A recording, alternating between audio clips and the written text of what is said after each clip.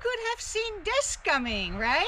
Right. We informed you already last year, and I mean 2019 last year, so really last year, that we have a YouTube channel and that you may want to look at some of our videos. You stonewalled us, you ignored us. How did that work out for you? You have a lot of catching up to do.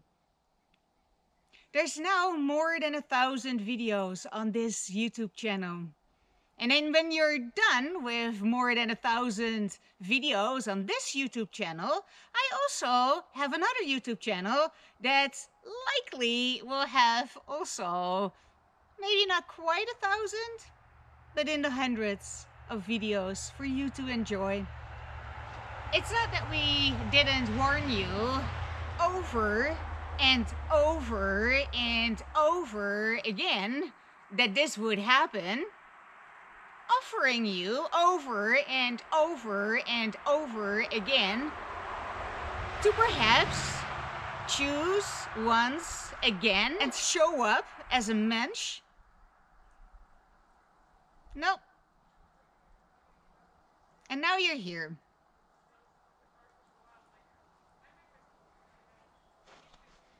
I hope you're enjoying your stay on this YouTube channel.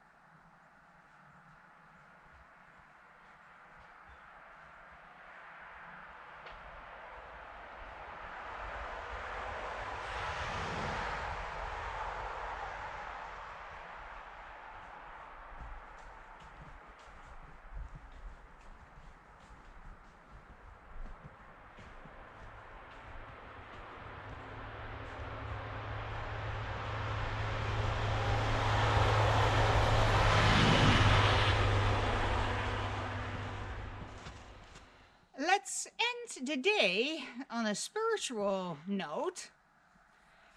I like to read another quote. I'm full of quotes.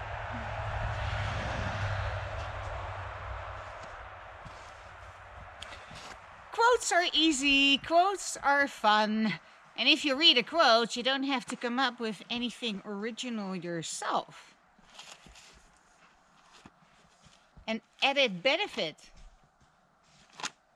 Okay, this is from the last chapter of A Course in Miracles. a chapter called The Final Vision. Paragraph, whatever, choose once again.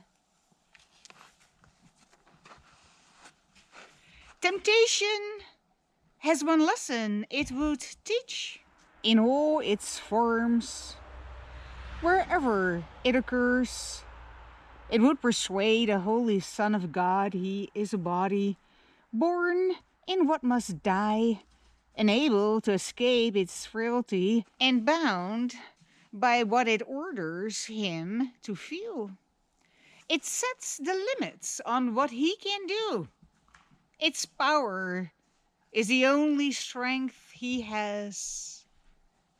His grasp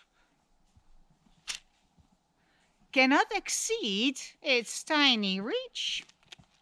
Would you be this if Christ appeared to you in all his glory, asking you but this?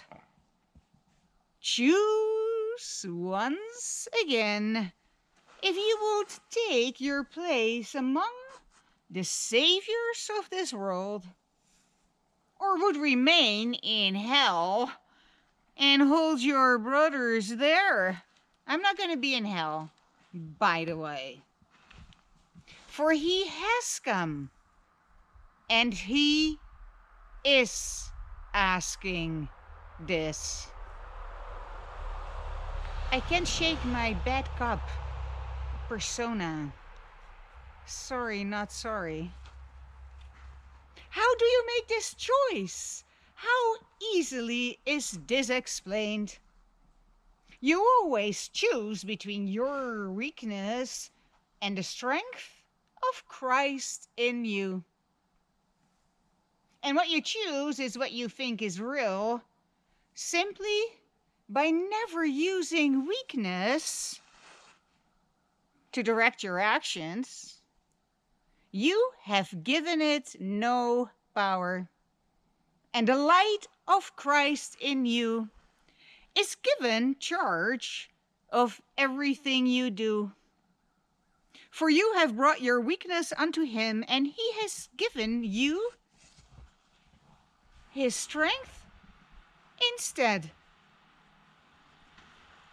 Trials are but lessons that you failed to learn, presented once again. So where you made a faulty choice before, you now can make a better one, and thus escape all pain that what you chose before has brought to you. In every difficulty, in all distress, and each perplexity, Christ calls to you and gently says, my brother, choose again.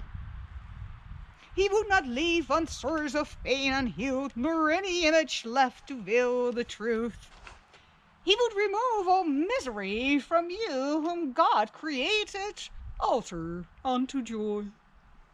He would not leave you comfortless, alone in dreams of hell, but would release your mind from everything that hides his face from you.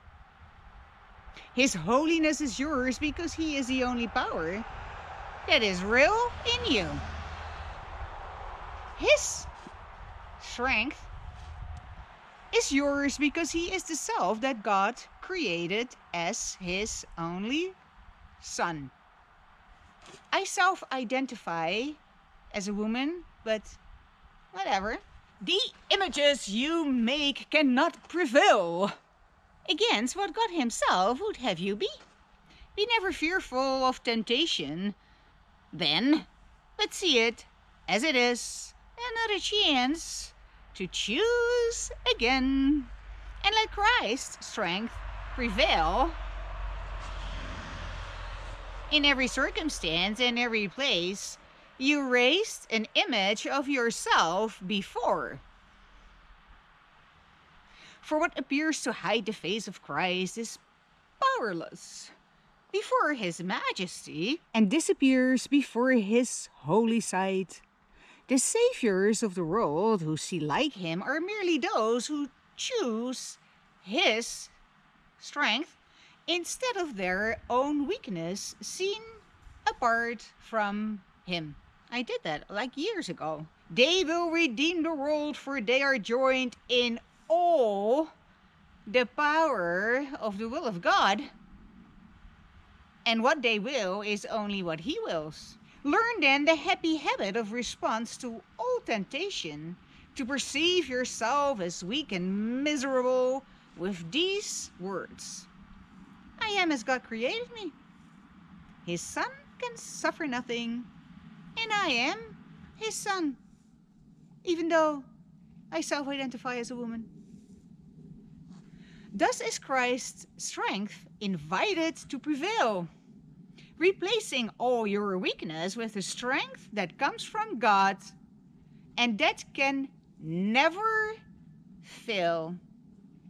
Are you sure you want to take this to court? Choose once again. I'm going to read the very same quote again because I can. It's a form of torture. So let me remind you that you are a volunteer here and that you can X out of this video at any time. You don't have to watch these videos. You don't need to be here. You can pretend that they don't exist.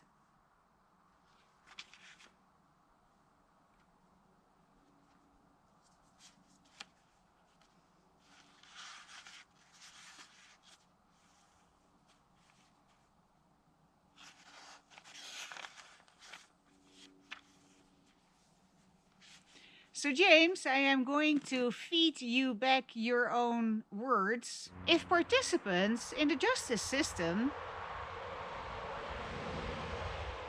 adopt the Trump model, truth is whatever I say it is, then justice is lost.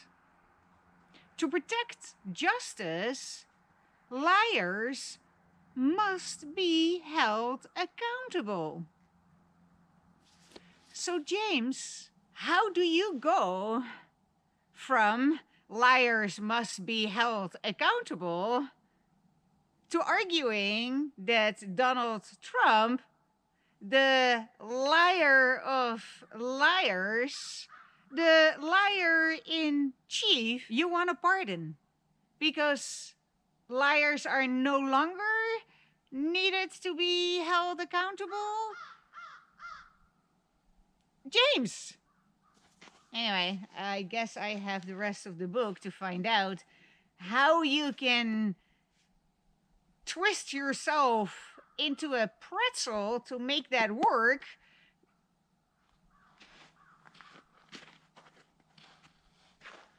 And I'm not adapting your model, and I am not pardoning anybody. I will hold liars accountable.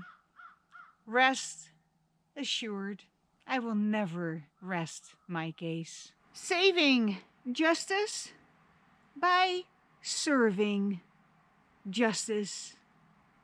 Consider yourself served. You're welcome.